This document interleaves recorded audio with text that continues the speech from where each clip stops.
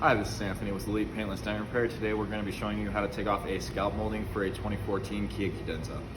First, start out with your panel popper. There's going to be a little tab right here. It's easy to just pull out.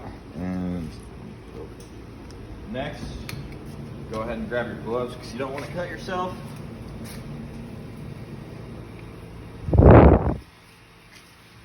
Pull all this rubber out.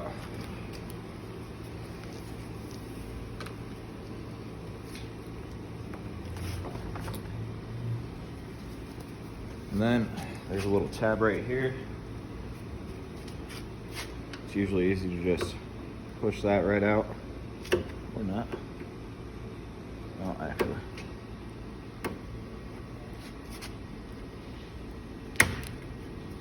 And then after you get it bent, wiggle it back and forth all the way down. And there is going to be some double-sided tape underneath. I'll show you on a different video how to take that off later. And bam, that's how you take off the scalp molding.